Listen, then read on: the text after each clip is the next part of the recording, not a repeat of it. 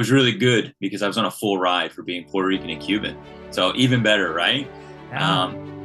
But that whole journey led me to totally crack because up to that point, I never felt worthy of any of it.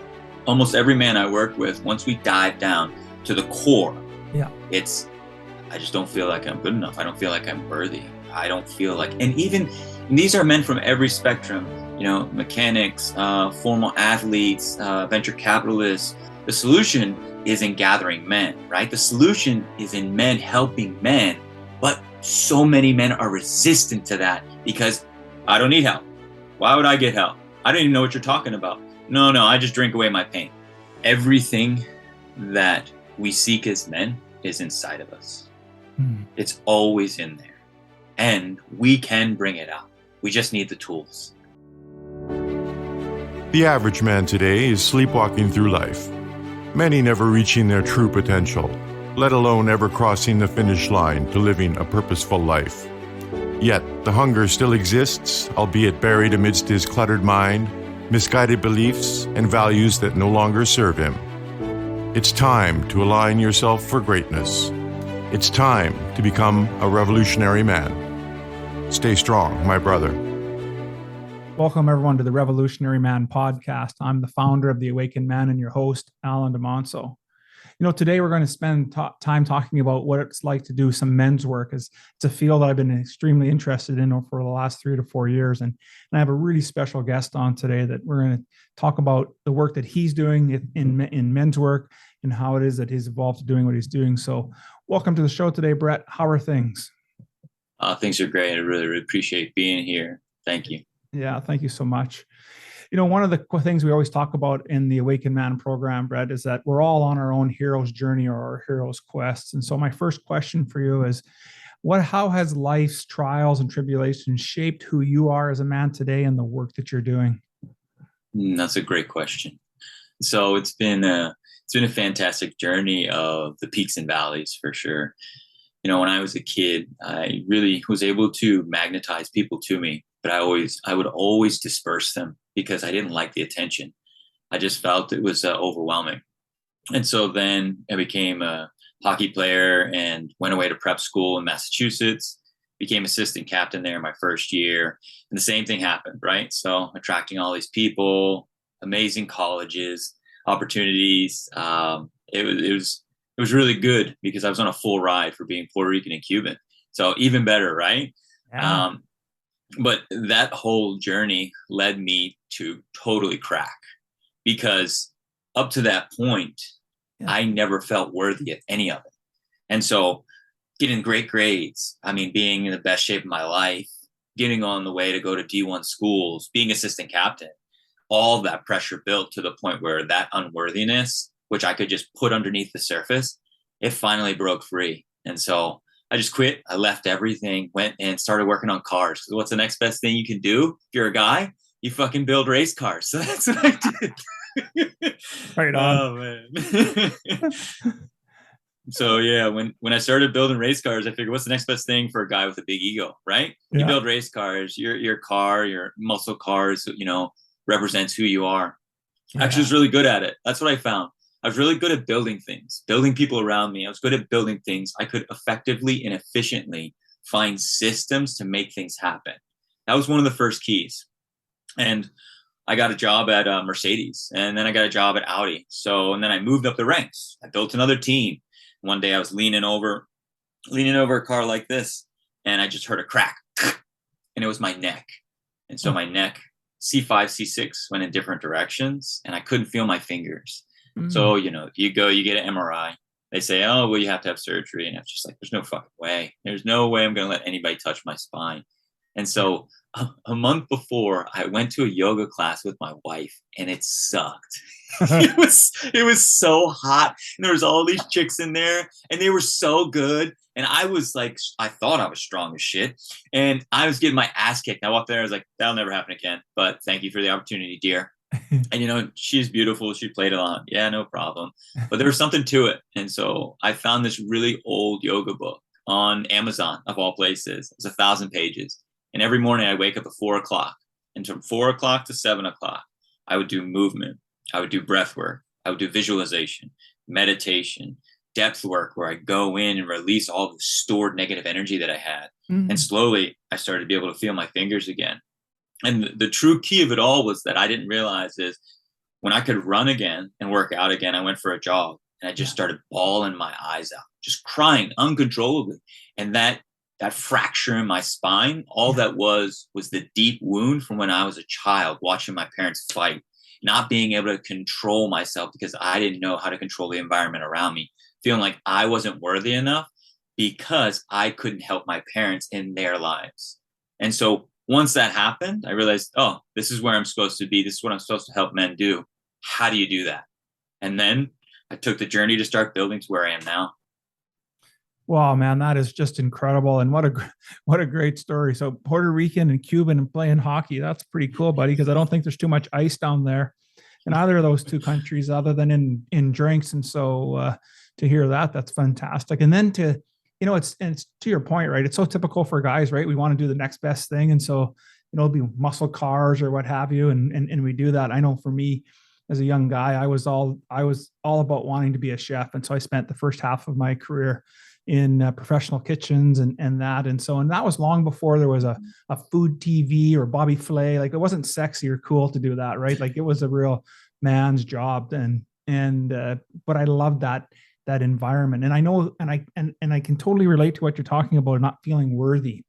And I wonder how many men that in your work that you're doing that, that is a core wound for them, and where is it really coming from? And you said for you is really coming from dealing with not being able to control your environment as a young man. And what are you finding in your men's work that is that a similar challenge, or are there other wounds that guys are suppressing that's causing them to have issues?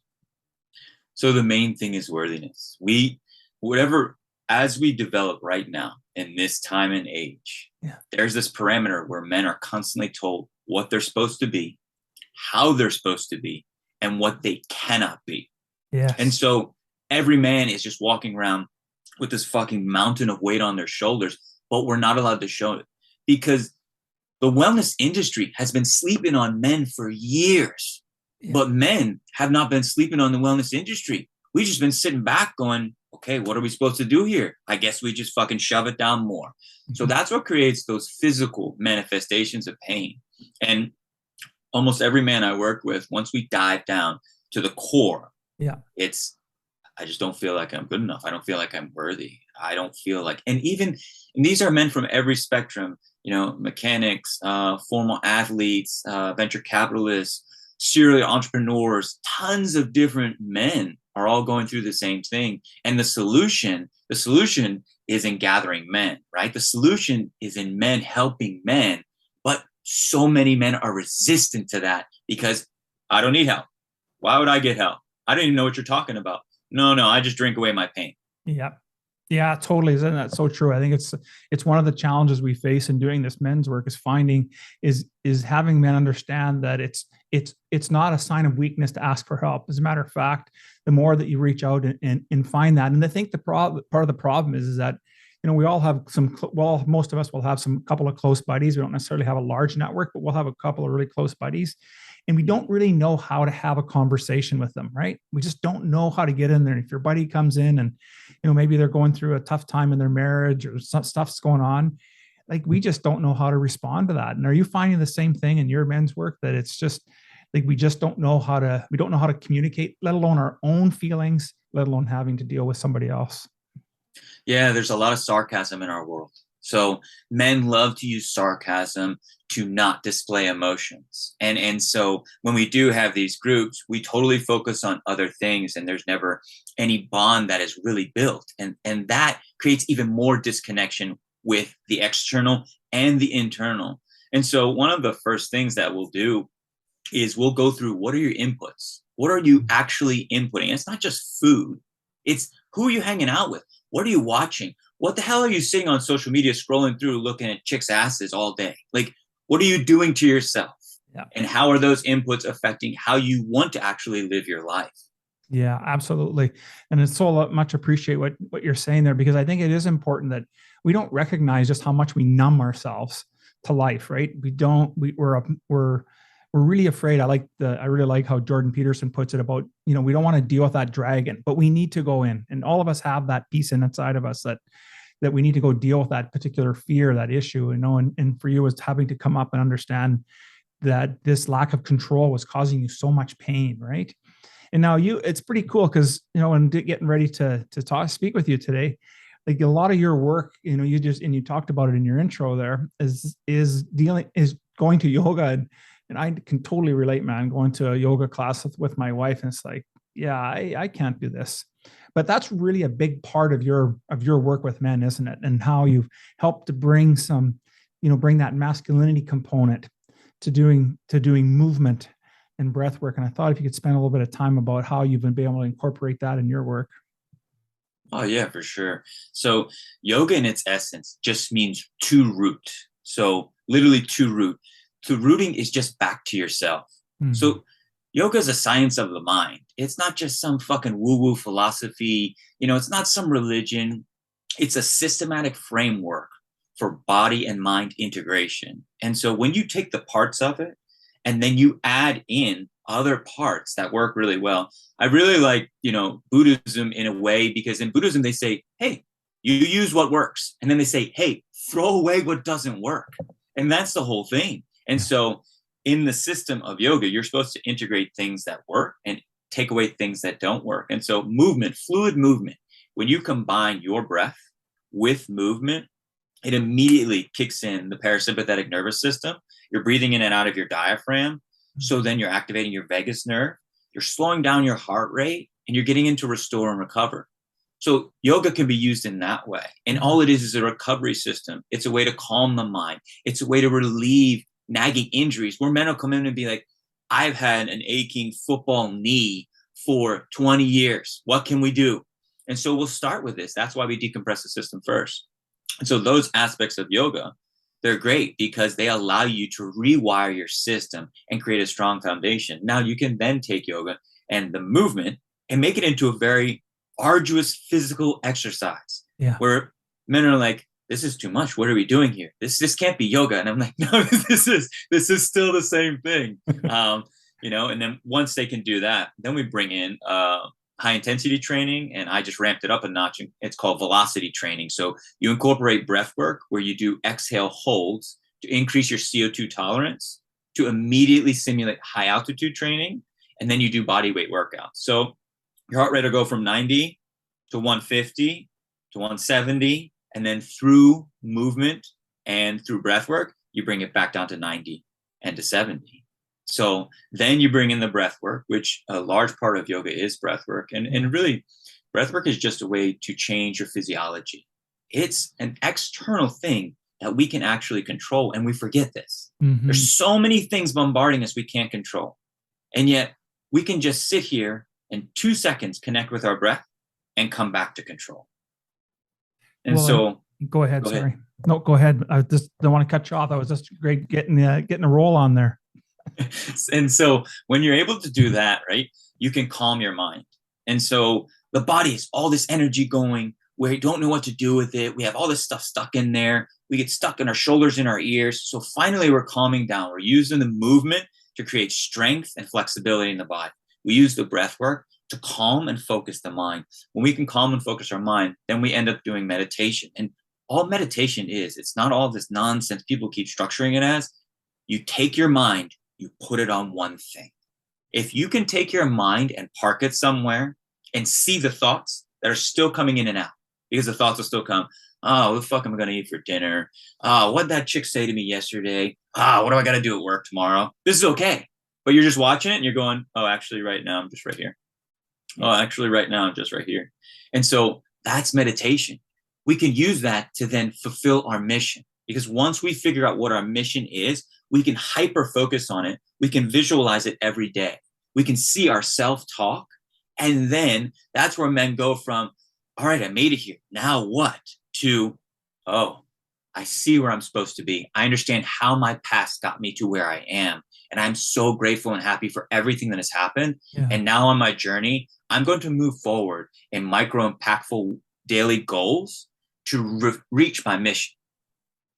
Love that. I really like that you're bringing in the part about mission, because a lot of the work, all the work, my foundation of the work that I do is all about having guys, have purposeful and meaningful lives. And whatever that means for you, it'll mean something different for you than it will be for me.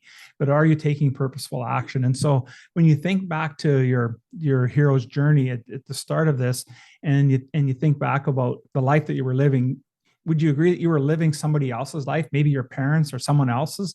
And when you finally woke up to that, how did you change? How did that change your daily routine and how you conversed with yourself, and just like, how did that shift your entire life? Well, that's a fantastic question. I believe myself to be a chameleon. So I can go into any room and I can immediately blend in, whatever I have to do. And then everybody's happy. That was my whole goal. Everybody's happy.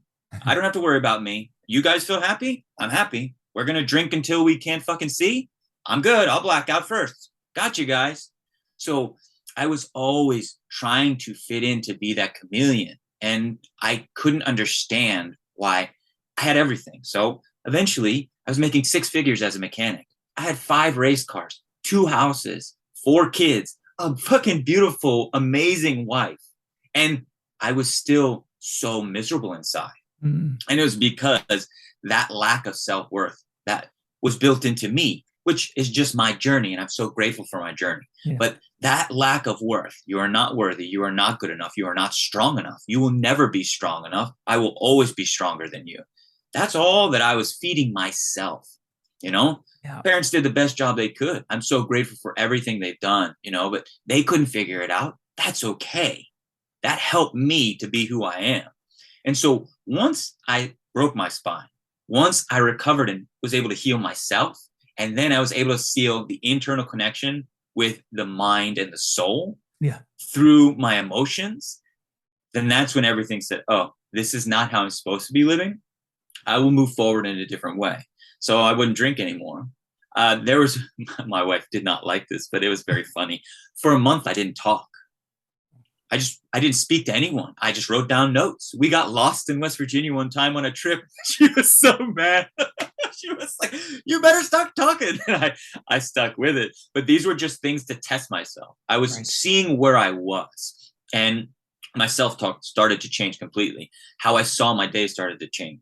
I worked with myself to do movement every single day, breath work every single day, meditation and visualization every single day. I interacted with my children in a completely different manner. I interacted with my parents in a completely different manner. And so it was an amazing and beautiful gift to be able to go through everything I went through, to see where I didn't want to be, because that showed me what I didn't want in the most effective and efficient manner, right? So to fix a car, you need to be able to do it very, very efficient. You have step A, B, and C. How do you diagnose it? What are the steps you're going to do to diagnose it? You figured it out, fix it. So I knew what I didn't want anymore. I knew the steps to get what I didn't want anymore. So that way I could get what I do want. And so then I just started to do the steps to get what I did want. And it all worked out. Now it's a journey of ebbs and flows. But like I like to tell people, before it was big ups and downs. Now it's just this little waves. Yeah, well, exactly. It's because of the awareness that you had to be able to take into consideration 2 things that there's lots of notes I wrote down, but a couple that stick out to me most. One is that you speak a lot about gratitude, and saw how many times in our lives and before we really start to do our own work, are we resentful for the things that happen to us, the things that we feel have impacted us negatively, and we don't find the grace of what was presented to us, the opportunity for us to change. That was the first thing that I thought. And then the other one is that you knew what you didn't want. And how many times are we finding in this work that guys are really good at knowing what they don't want, and then getting ourselves to understand. And this is even the work that I do for myself today, is really just getting clear, really getting clear on what it is that I want. And one day, I think, boy, it's really crystal clear. And then the next day, maybe not so much, because stuff happens, right? And you get another new piece of learning in that. And so obviously you've done lots of work, and you've done some training, and you do yoga work as part of your men's work. What are you doing today to keep yourself abreast with the latest trends and the men's work you're doing? What are you doing to stay on top of everything? So right now, I actually just made a very beautiful collaboration with a We Deepen, and We Deepen is a relationship network. So they hold events in New York, in Los Angeles, in Miami, Texas. So we just collaborated because they're going to start bringing in more men and want to have, more of a men's work association built into their system. So for me to really expand and grow my abilities to learn 100%, right, and to take in new inputs, we've teamed up, and so we have started to build this platform, and it's going beautifully.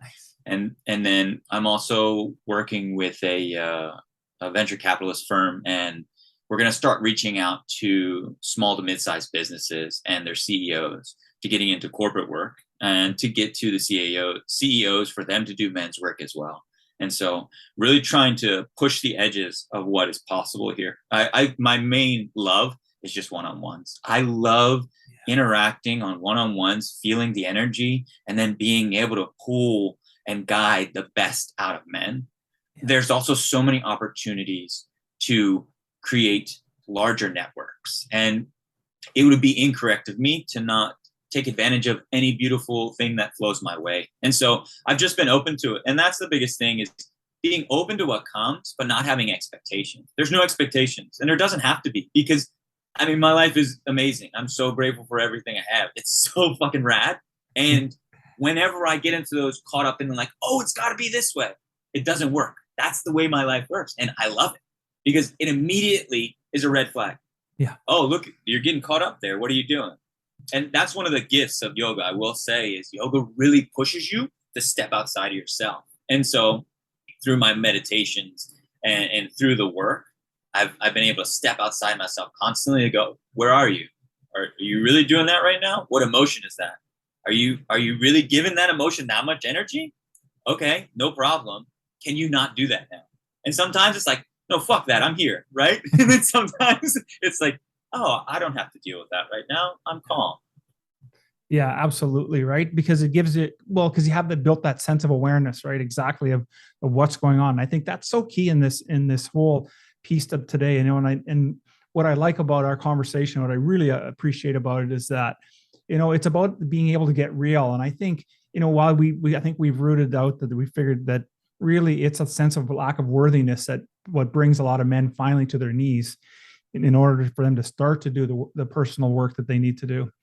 But what do you think that are you finding is the core, what's preventing them from moving forward? Is it really just a fear-based, or is there something else that's behind that unworthiness that's preventing them from moving forward?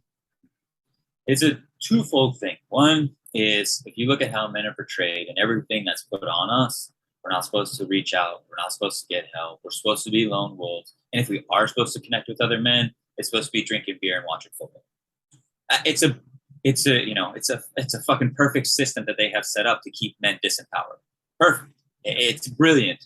At the same time, we as men don't look for or ask for help because we feel as if it's weakness. And in reality, if you have the capacity to go deep down in yourself and go to another man and say, yo, this is where I am. This is where I am. Do you think you can help me? Like, I have a jujitsu coach. I don't know shit about jujitsu. I don't know anything. And this man knows a tremendous amount. I respect him. So I went to him. Sir, I don't know anything about this. Would you consider training me? Yeah, Brett, you're awesome. I like you. I like what you're about. I'd love to do that with you. So I'm constantly finding new ways to reach out and expand my horizon, because I know that edge of, I can do this all on my own. I don't need any help. I am a lone wolf. And that's what I chose not to be. And so just approaching men in that conversation, being like, hey, remember when you played lacrosse? You remember you played lacrosse and you had a coach. You had a coach and your coach helped you, but your coach never played the game for you. No. But without the coach, you didn't know what plays you were running. You didn't build your stamina. You didn't build your mental fortitude. It's the same thing. And once you make that shift, they're like, oh, well, what have you been doing? I'm like, well, for the past 10 years, I have been figuring out a system to help men go from, I don't know what to do now and I feel lost, to I'm empowered, I feel balanced in my life, and I have a mission. So that's what I have been working on. And it cost me my spine. It cost me so much of my life. You know, and then you say, whatever your career is, you sell to the men. They're like, oh, well, yeah, I'm an engineer. That's awesome. You are an engineer. You spent 15 years of your life doing that. Yeah. So now we're at a precipice. I can help you get to where you want to go. And I love doing it. And I want to help you. And that changes the conversation. 100%. Absolutely. Just love that. Now, listen, you talked a little bit about your, about spending the month there in silence and the struggle and the strain that put on your relationship. But really, I'd like to get a sense of how has your transformation transformed your marriage and the relationship you have with your children? It's 180 degrees. It really is, because the availability of being present with your family and your children is so important as men, because we are working so much. We're hiding our emotions so much. So our children then don't get the love they deserve, and they don't get the time they deserve. And so even though I have a very busy schedule, I'm up at 4 a.m. every morning, go to bed at 10 a.m. or 10 p.m., very busy. I take time of every day. My son comes to me, hey, you play basketball? I'm tired of shit. I'm like, yeah, man, let's go play basketball. And he's as tall as me now, so he beats me. So I'm like, damn it. But I give him that win. I still try my hardest, and we have a great game. My daughter says, hey, I want to watch a silly movie. Oh, man, I got to go to bed. I know I got to go to bed. I know what time I wake up. No problem, dear. Let's go ahead and do that. Yeah. And with my wife, it's been a total 180, because I am not so distracted and I'm not so angry. Because I was so angry before, because I couldn't figure out what is wrong with me and why this hole is inside of me. So once I was able to start to go through that change, my love for myself changed my love for my wife. And so I started to understand where she was coming from more. I started to rub her back more. I started to hug her more. I started to tell her I love you more. I started to give her more time. I started to help her more with things around the house. So it was this cataclysm that as soon as I started to change my internal, the external changed significantly. That's just so beautiful. I just right on point there, Brett. I just love how you've put that together. And it makes me think about, and I listened to your story and all the work and the transformation that you've done. And it really, what you've really brought forward today is how you've really shaped what masculinity really looks like. And it's still strong and powerful, yet it has that tender side of it. And because you've been able to allow yourself to be vulnerable, to have to share your weakness and then be able to make that transformation. I think that is just the thing that we need so much more for men today, because it's so easy. And, and I think about how some of the work that we do at the Awakened Man is really working with guys to really look at how they identify themselves, like how they've shaped their identity. And depending on what era you grew up in, you'll have different images of what you think a man looks like. For me, I'm a child of the 80s. So, it was a lot of those sports figures around then. It was hockey players and Jean-Claude Van Damme, movie, the action heroes. But today as an older dude, that's not really where it is. And I think it's so important that as guys, we have a clear understanding of what masculinity means to us and that we can live it fully. And you're doing that like in spades, brother. Thanks. I really appreciate that. And yeah, I 100% agree with you. It's seeing that image of what we thought masculinity was, and then trying to bring that new image of what we think it is and embodying it. So that's powerful. I appreciate you saying that. Yeah, for sure. Well, listen, of all the things that we spoke about today, and maybe there's something I haven't had a chance to ask you yet, what would be the one thing you'd want our listeners to take away with them? That's a good question. Everything that we seek as men is inside of us. It's always in there, and we can bring it out. We just need the tools. It's just like any work you're going to do. If you go to do carpentry on your house, the tools you need. If you're going to go work on a car, the tools you need. You just need the tools, and they're available. And there's nothing wrong with going out and saying, hey, I don't have the tools, but I know where I want to fucking be. Anybody here? Love it. Just love that. So listen, if anybody wanted to get an opportunity to spend time with you, get involved in your programs, what would be the best way for them to reach out? Yeah, they can just reach out on Instagram or go to LegionYoga.com, and you can sign up for my newsletter right there. I'm getting ready to revamp all that stuff with the new changes that are coming in the next few months. So it's pretty exciting stuff, but that's where. Perfect. Well, I'll make sure I put all that information and then some in the show notes so people can get an opportunity to reach out to spend time with you. Thanks so much for being on the podcast today, Brett. Really appreciated our conversation. Awesome. Really appreciate being here. Thank you.